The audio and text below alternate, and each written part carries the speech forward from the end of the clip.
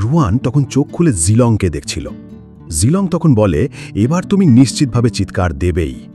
এরপর হাতুড়িটা মাটিতে রাখতেই সেখানকার সব কিছু গুড়ি গুড়ি হয়ে যায় আর তার কাছের লোকেরা পালিয়ে যায়। রুয়ান তখন বলে, আমি অভিনয় করছি না।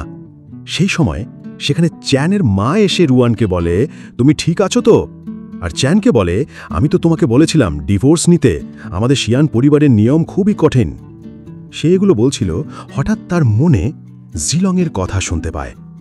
বেচারি, এর ছোট ভাই তো অক্ষম হয়ে গেছে, অথচ সে কিছুই করতে পারল না। আর করবেই বা কিভাবে? 1 ঘন্টার মধ্যেই তো মারা যাবে, আর এর ছেলেও জেলে চলে যাবে। এই কথা শুনে চ্যানের মা অবাক হয়ে বলে, তুমি কি বললে এখন? চ্যান তখন মনে মনে ভাবে, আমার মা মারা যাবে?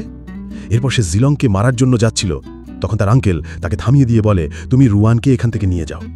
সবাই চলে যাওয়ার পর জিলং নিচু স্বরে বলে, আমি তো আমার টাকা নিয়ে এখান থেকে চলে যাব। এশিয়ান পরিবারে অনেক গোলমাল চলছে, টাকা পেলেই আমি অনেকগুলো পুরুষ মডেল ভাড়া করে নেব।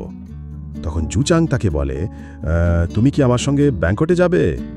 জিলং সোজা জবাব দিয়ে বলে, না, আমি যাব না। তার কথা শুনে জুচাং বুঝতে পারে। তখন সে তাকে একটি চেক দেয় আর ধীরে ধীরে টাকার অঙ্ক বাড়ায়। শেষমেশ 20 মিলিয়নে সে রাজি হয়ে যায়। পরের দৃশ্যে দেখা যায় জুচাং জিলংয়ের জন্য অপেক্ষা করছে। এরপর জিলংকে দেখে সবাই অবাক হয়ে যায়। তখন রুয়ান মনে মনে ভাবে, আমি সেখানে তেল ফেলে দিয়ে এসেছি, ও নিশ্চয়ই সেখান থেকে নিচে পড়বে। তখন সত্যি জিলংয়ের পা পিছলে পড়ে যাচ্ছিল।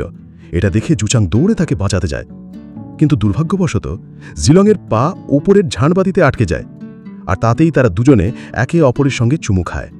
আর এটা একবার দুবার না, বারবার হতে থাকে, কারণ জিলং ঝাড়বাতির সঙ্গে ঝুলছিল। সবাই তখন এই দৃশ্য দেখে অবাক হয়ে যায়।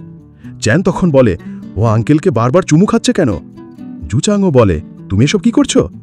জিলং তখন বলে, প্লিজ আমার সাহায্য করো। জুচাং তখন তাকে সেখান থেকে নামিয়ে নিজের কোলে নেয়।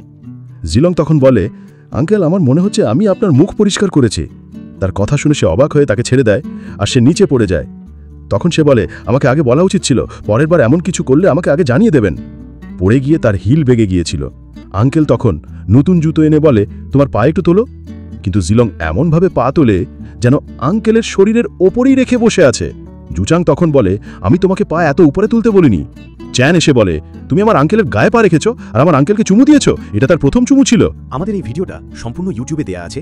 ইউটিউবে ভিডিওটা যাদের কাছে ইংলিশ ভাষায় চালু হবে, At the beginning of the story, Sia was crying about a report. তারা ভিডিওটা স্টপ করে ভিডিওর সেটিং থেকেই বাংলা ভাষা করতে পারেন। গল্পের শুরুতে সিআইডি রিপোর্ট নিয়ে কাজ ছিল।